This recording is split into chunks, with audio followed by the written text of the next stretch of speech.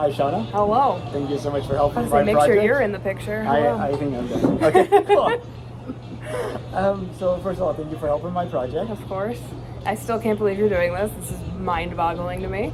Well, after being almost 5 years into it, 4.5, at this point, it's just about getting to the finish line. I think the final 105, we can do it. Sure. We'll make it. It's crazy though. That's insane. Good for you. It has made me talk to a lot of people I wouldn't have talked to otherwise. It's fair. Most of those conversations I've forgotten, but some were really memorable. That's why you have the made recordings. connections and stuff. Yeah. But could you say a little bit about yourself? Oh, sure. My name is Shawna. I would, you want like work stuff, I assume? Just me personal, stuff? you stuff. Sure, you me stuff. I have a dog named Remy, and she's 120 pounds of chaos, and a cat. His name is Mulligan, and 5 snakes. And in my free time, I like to read and crochet and do anything creative, just because work is so technical. It makes my brain want to fall out my butt. So there's that. Just to give an idea, I mean, you read a lot, at least compared to me. 56 books this year. 56 so far. books this year. Okay. And this is month number 9, so that's like 4 books a month. Ish, No, that's more than 4 books a month. Yeah. It's I do more. I do about one a week. Six a month. Jesus, it sounds so much more impressive when you say it that way. Wow, it is impressive. Yeah. But yeah, it's a lot. This year was a lot, for sure. I actually put my goal a lot lower because I was hoping to read a lot longer of books.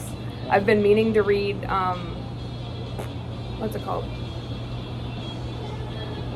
A Little Life, which is apparently just a traumatic tome of a book, and I haven't finished it, haven't started it, haven't had the mental capacity to read something that wasn't a rom-com. Everything's fine. Most of my non-romance books have been from book clubs of some sort, which is just a fun. It forces me to add a little extra, but I'm usually between romances and thrillers. Romance because it lets me turn my brain off, and thrillers because they scare me. And plus it gives you a deadline. You're you just can't let it linger. Which is exactly why I did not like reading when I was in school, oddly enough. I hated having a deadline. So it's actually really entertaining to me that I enjoy reading for book clubs now. I think it's the social aspect. Being an extrovert, anything with people ends up motivating me. I mean, I have a lot of doubts about parenting, but the one thing I know I got right was I read to my children every single day of their lives. And my younger son, I was reading him what is it? The Ranger's Apprentice. Okay. And over halfway through it, I'm you gotta go to bed. I guess at that point his reading had gotten good enough. He brought him to kindergarten the next day, and the teacher's you're not reading that book. What are you doing with that? It's yes, I am. Yeah. Yeah, I was reading, my dad and I were reading the Lord of the Rings books when I was 7 or 8. He was reading them out loud as nighttime stories. We would sit in the car waiting for a train to come by that my dad would take pictures of because that's what his hobby is, and we would just be sitting there reading books. And I finally actually got through the first 2 of them this year because it took me this long to actually go back and finish them because we never ended up finishing them. We petered out around the Council of Elrond, and I just never really got back into it. But I finally have made it through the first 2 books. And I don't know why I didn't go straight into the 3rd, but I'm hoping to finish it by the end of the year. I try to give that advice to parents and the idea of future parents. But, the worst advice is advice. I mean, how would you, tell something to somebody so they would end up doing that? I don't know. I think just telling stories, feeding the imagination, feeding a child's imagination. It doesn't even have to be reading stories or anything like that. It's just play with the kids, right? Or play with someone. They have the imagination to come up with these stories. Now let's, put more of a structure around it. We can read somebody else's stories. Okay, now we can, read more in-depth stories with more background and then just talking about it. I feel as not being a parent, that would be kind of how I feel like I would handle it, but I don't know. I just like books, and I like talking about them, and I like bitching about the ones that are bad, and I feel since I started reading again, it was only a handful of years ago, got back into it with the Book of the Month Club, like subscription service. And the big thing that I feel like I've gotten better at since I started reading again is like reading critically. And like, I can tell you that this is why I didn't like this book now. Versus before I was just like, I don't know, just kind of going on vibes, you know? Whereas now it's like, no, I didn't like this book because the characters didn't feel authentic as like humans, or, you know, they had this one characterization for the whole book, and then like during this ending, they just completely switched sides. Or freaking, as I said, read a lot of romance books. Fucking communication, miscommunication trope. I hate it. People are allowed to talk to people of the opposite gender. Goddamn.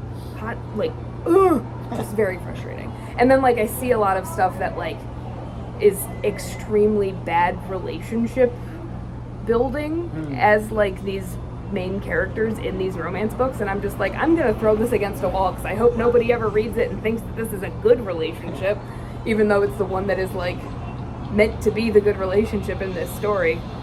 Freaking hate that.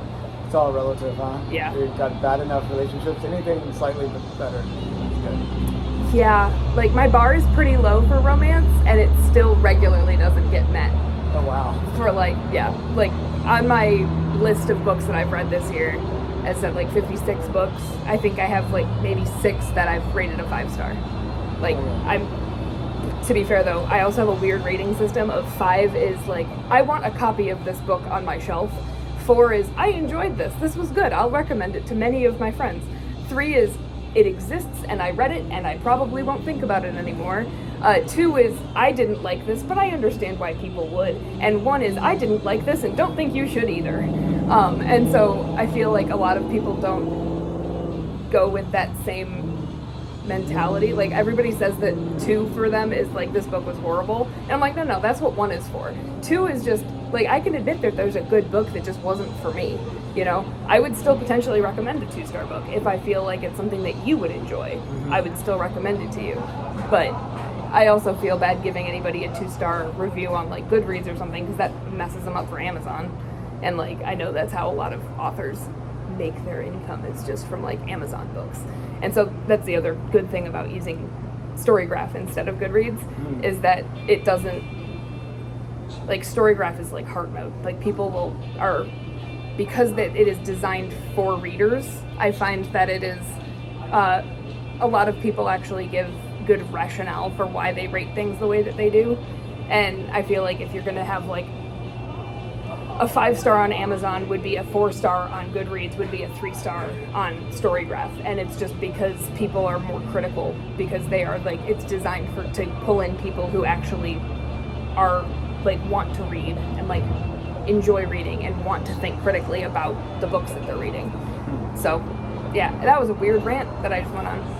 That's good. Use Storygraph. Don't give any more money to Daddy Bezos. I like it. Well, talking about Bezos, so maybe we should talk about space. So I normally ask people, do you know that NASA's going back to the moon? But that'd be a wasted question. But don't I know it? What percentage of people do you think that I asked that question to say yes, they know we're going back to the moon? A number that would make me really sad.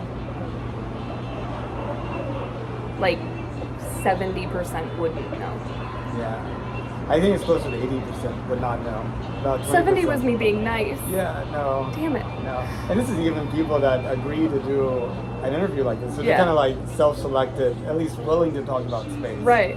So. How many of those people know that we've had a person in space for 23 years? I don't usually ask that question. My sense is no. They have no clue. I had a friend who, I was going to say auditioned, did an interview and actually ended up getting the job at NASA, who when she went into the interview didn't know that we had a space station. Oh, wow. She was applying to be a flight controller for the space station. Oh, wow. Yeah, she got the job. Surprising. Wow, that's interesting. Yeah. I mean, thinking back to like 1969, you had 3 national TV networks. Every city had like either 1, maybe 2 newspapers. You had a few like national magazines. So if you made it into all of those, it seems like everybody knew this thing. But today, I mean, your news feed probably looks very different than mine, which probably looks very different than somebody else's. You assume I have a news feed. I live under a rock. Call Sure. me Patrick Star, because I let everything go through my partner. He tells me whenever something important is happening in the news, because I don't have that, my anxiety level can't handle all of the influx of news. So yeah, definitely understand that. So, I mean, but he's probably curating a very select list for you that's probably very different than the list that everybody else has. So I mean, we're like literally all living in our own little info bubbles. And I feel like it's absolutely exacerbated since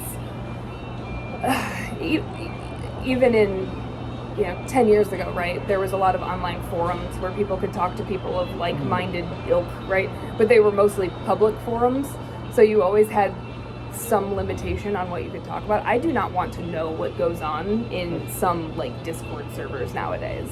Like, I don't even want to think about it, because I know that, let's put it this way, I know the shit that my Discord server talks about, and it's nothing like political or anything. It's just unhinged. Because it's like fun and entertaining. It's me and a bunch of friends, right? But you have people that are completely unregulated talking to other people who are also unregulated and potentially very gullible, and there's no checks and balances on media, and that's terrifying. Right. And like, this is going to sound like a freaking advertisement, but there's a lot of YouTubers that I watch that have that are they promote ground news, and I'm like so tempted to get that as my one source of stuff, because I want to see what both sides. I don't want to live in a bubble anymore. I don't want to have the blind spots, especially because then you're also putting all of your hope in social media algorithms to show you what's going on in the world, and those algorithms are designed to show you what you want to see. Right. So therefore it just exacerbates the problem of living in a bubble. Right. And it's absurd. And that's not that, and again, that's like the very out in the open conversation. That's not even the stuff that's happening behind the closed doors on like Discord servers and stuff like that, which is why those scare me all that much more, because there's just no censorship to it at all. Yeah, I was at the airport. Censorship is not the right word. It shouldn't be censored. It should be offset. Offset? It should be fact-checked. It should be limited in such a way that it is at least accurate. That is what I mean by censored. Not, we shouldn't let them talk. It's just that they should also have to have somebody who disagrees with them. There should always be the devil on the shoulder. There should always be the devil's advocate in the room during a meeting. It's just the way that you have life progress. Sorry. Needed to make sure that was clear, because I do not think that people should be completely censored. I just think that rationality should also have to be included somewhere in the picture. Indeed. Last January 2023, I interviewed a person at the airport. I actually got an appointment with the person too. But, and did this interview with him. And he was very negative on NASA, like conspiratorial stuff, like how can you trust an organization that lies to you all the time? And he was like visually shaking, and like this is clearly sort of like his issue. Yeah. Which it's like, I just wonder. I mean, I wish I could have actually talked to him some more and delve into like, what are you looking at? What are you seeing that I'm not seeing? How did you get to this point? Yeah. Because I'm at a very different point than you are. Right. So. And I think that would be interesting to see where that kind of stems from. I think also the entire they didn't land on the moon conspiracy theory is just asinine, because like you have a group of people, they're like, oh well, all of NASA's keeping a secret. Have you ever had like 10 people try to keep a secret? It's gonna get out. Right? Just like at Starliner. I mean, yeah, like there's no way that everybody in the entire organization is keeping their mouth shut about not landing on the moon. Like, that's absurd. Sure. Like, just from a logic perspective, I feel like logic is something that is severely missing in humanity. Just in general. And not saying that, like, you or I are particularly good at it, but sometimes you just have to be able to accept that you're wrong. And people are very very against accepting that they're wrong. And it just ends up stagnating society as a whole. Yeah. whenever you talk to people about us going back to the moon and they have questions like why are we doing it, that type of thing, do you have like some favorite reasons you like talking to them about? No. No? Why do it? Because we can. And because why not? Okay. But to be fair, that isn't enough for a lot of people. Because they want there to always be some sort of economic reason. I mean, I can always say, oh, well, we're screwing up this planet, so we got to start trying to look elsewhere, right? But at the same time, it's like, okay, but that's also not my problem, personally. I mean, that's also doesn't even make logical sense because, like, you can mess up the Earth so much, and it would still be so much better than every other planet in the solar system. For sure. I mean, whatever you had to do on those planets to live, you could do here and have people just walk into the habitat. Yeah, 100%. But I do think that every time we can learn something new, it's valuable. We may not know why it's valuable yet, but the odds are, like, if we have more information, we will be able to use said information somehow in a way that will help humanity. And so why not, right? You don't know what you don't know, so let's go find out what we don't know. There's only one way to do that, and that's to try. So why wouldn't we try? Absolutely. So whenever you think of, 200 years in the future, optimistically, what would you want humanity to look like?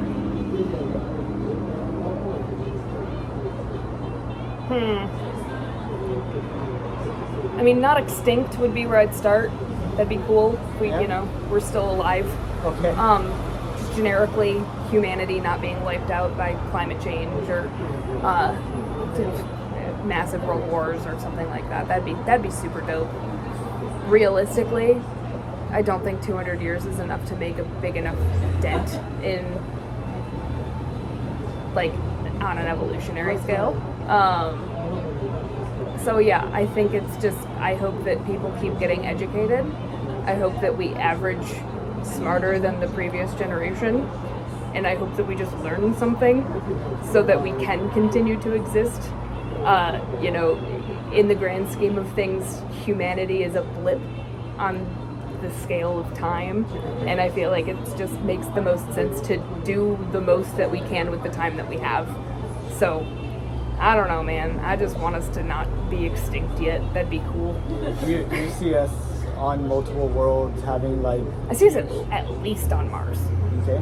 At least, I would hope.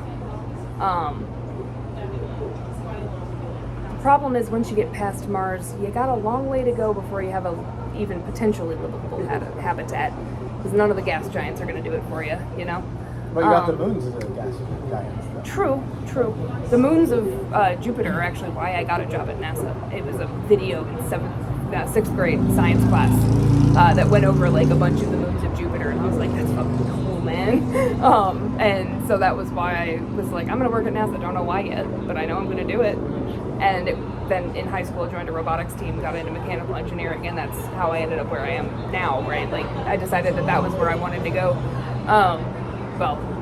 Then I got an internship in the engineering side. I was like, I never want to do flight operations. That sounds like the worst. Then I got a job in flight operations as an intern and was like, no, I love this. I'm never going anywhere.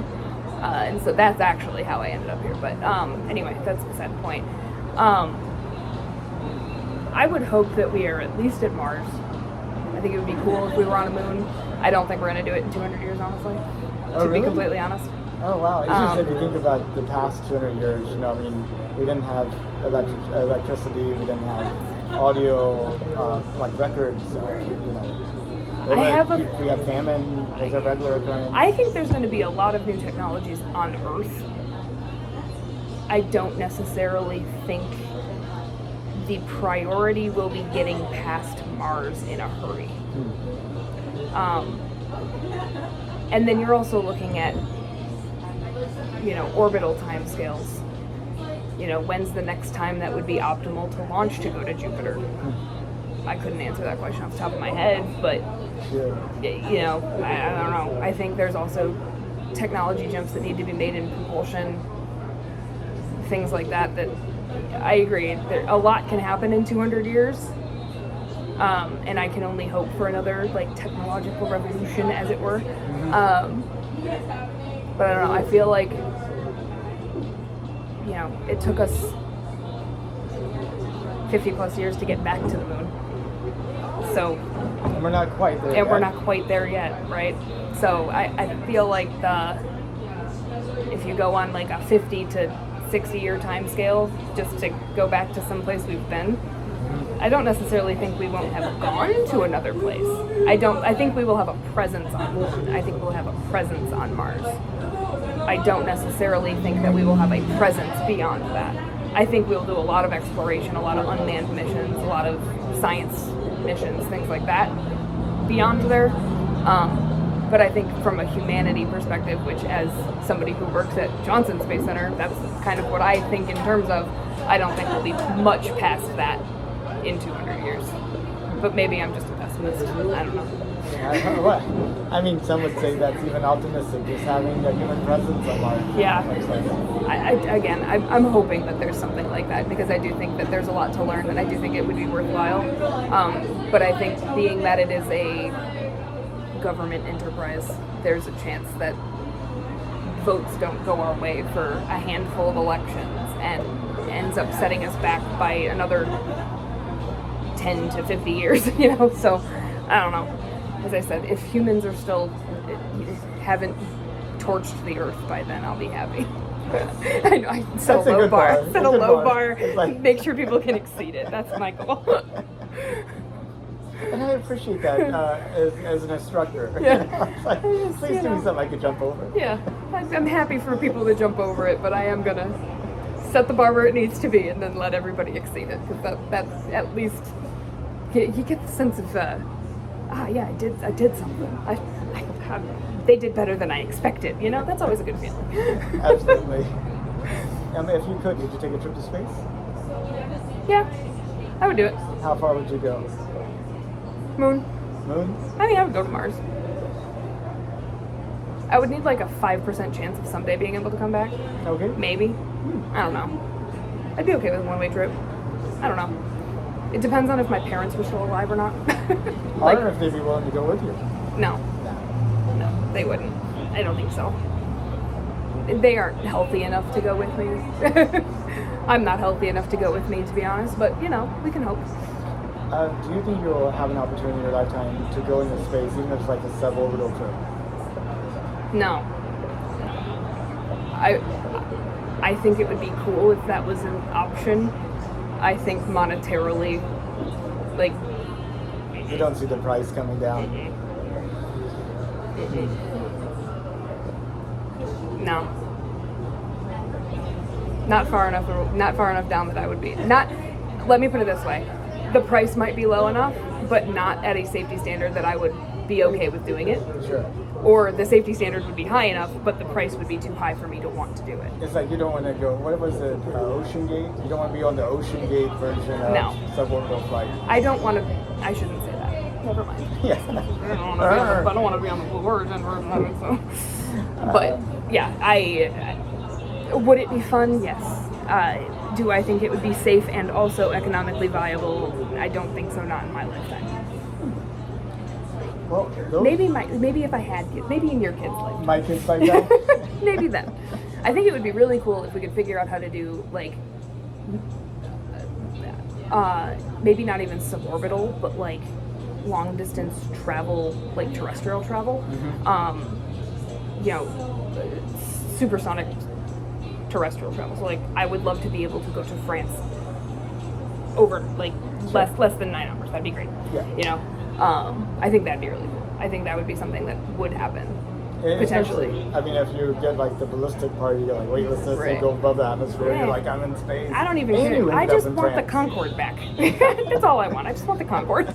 But like, in a way that is, again, economically viable. Because that wasn't, like, they lost money with every flight, right? And so it would need to be some sort of, I think the best way to be able to do that would be some sort of rocket power, you know, situation. That just made me think of a Nickelodeon TV show.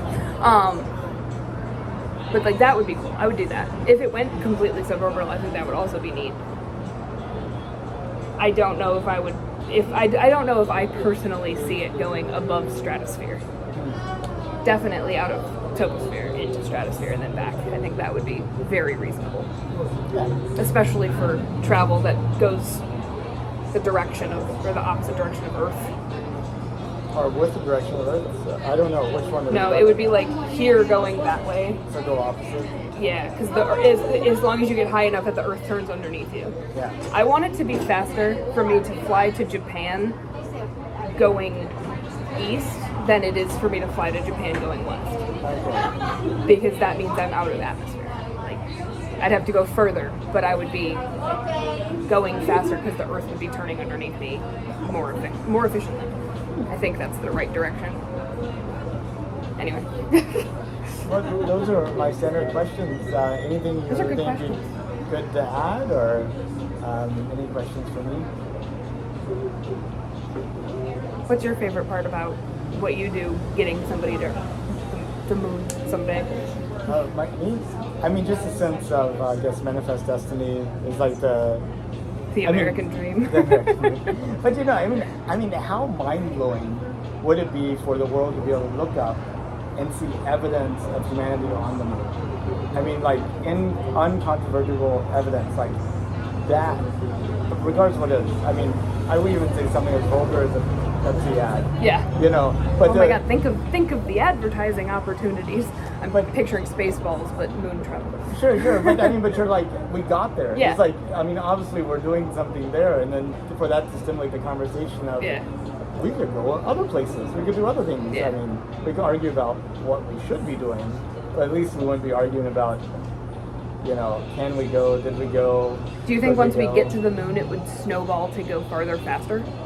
I think it all depends on if it's done economically, if we find some reason to go to the moon, you know, if we find some, like, resource of the moon that's extremely valuable and the Earth are valuable to humanity, then that would do it. If we go to the moon and all we get out of is pictures and rocks. You know, a couple of rocks and a couple of articles in scientific journals that ultimately don't have a big impact in the course of technology or development, then I think it would sputter. Yeah, that's what I'd be afraid of too. Because I think the biggest thing that the moon has for us is the opportunity to be the slingshot to other places. Mm-hmm. Like, you don't have to have as much delta V to get off of the moon as you do Earth and stuff like that. Sure. So, like, I think that it has inherent value as a thing that orbits Earth. But I agree, I don't know if anybody will care enough to go further if it doesn't have some sort of economic kickback. It has to be something that pays for itself. Yeah. I mean, if we make it cheap enough and tourists can do it, then, you know, that'll work. Yeah, monetize the moon.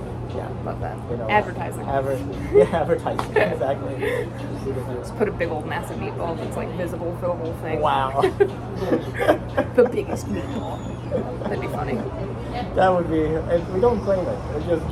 We're just plastering our face there. It's exactly. fine. No, a little bit moon shaking. That's what we call it, moon shaking. There you go. You know, Love moon that. tuck here. I was about to say, if you made like a big old dome, that was like the livable habitat, Sure. And it was like, you know, in order to keep the radiation out, we just plastered it with a NASA meatball. Sure. So like, it ends up being advertising, if you will, but it's actually functional. That'd be great.